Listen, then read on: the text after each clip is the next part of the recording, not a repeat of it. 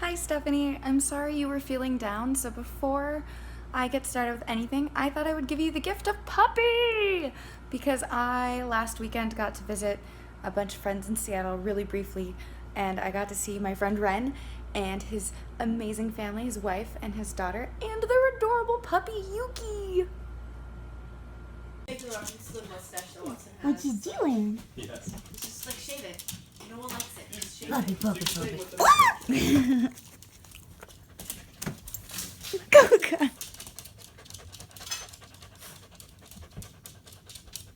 Why is the panda the corner of shame? And UPC code. Hi, Yuki.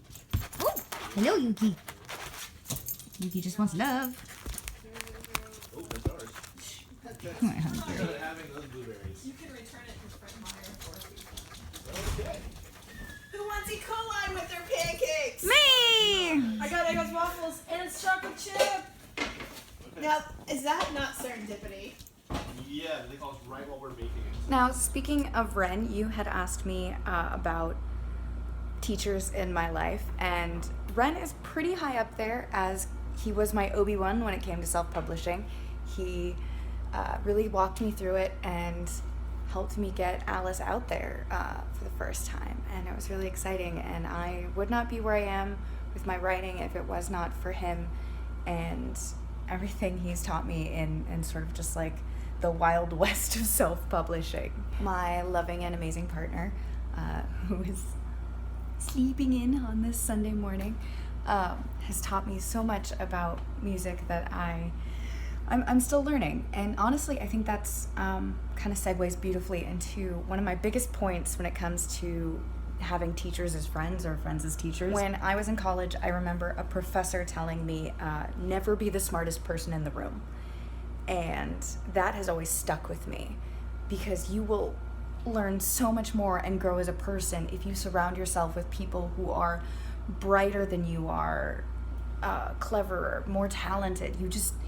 You can't help but learn if you just stop and observe and appreciate rather than spending your whole life just envying, like, well, I wish I could do that, or maybe I'm better than that person, and just being a source of positivity and curiosity and just listening to those people around you, because everyone's experience is different, and because everyone's experience is different, everyone sort of specializes in their own little area, and when you learn from them, you're sort of gleaning from their specialization. So it's sort of mainstreaming kind of the learning process, sort of like you get all their best stuff if you just take the time to listen. So I have so many friends, from my friend Joe, who is an amazing scientific brain in engineering, and he just helped me figure out how to do this sort of scientific, I'm not going to go too much into it for the story, but basically helped me figure out the basic mechanics of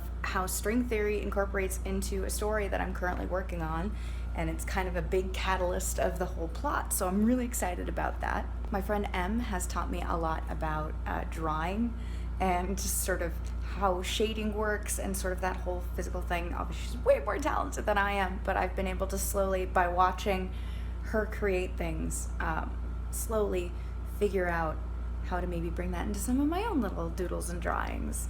And then I've got a bunch of friends who do cosplay, like my friends Liz and Marion.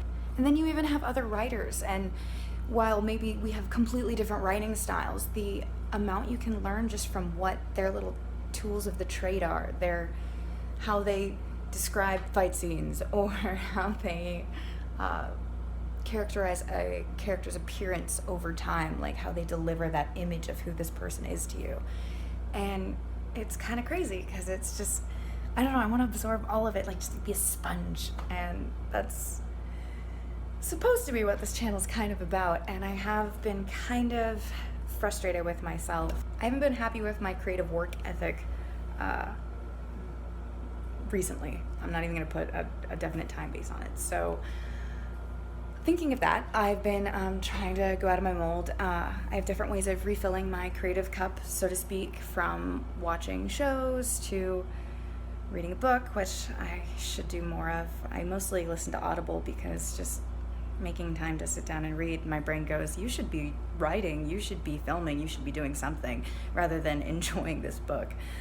Trying to convince myself, that horrible critical part of my brain, that refilling my creative cup is doing something. It is productive. And sometimes it's drawing, and sometimes it's just singing loudly to a musical soundtrack. Or sometimes it's going looking for Pokemon. I too have been a little drawn in, a little obsessed. I'm out of Pokeballs right now, and that's a little frustrating. So I'm gonna see if I can make a trip to a big hub of Pokestops so I can pick more up. And one of the big ones, which I call my Zen, I do one of two things which are super domestic. I either bake or I clean. And you can see this morning, to get out of my funk, I swept and I organized. That needs to obviously go. That's recent. Ignore that. That's not really a mess.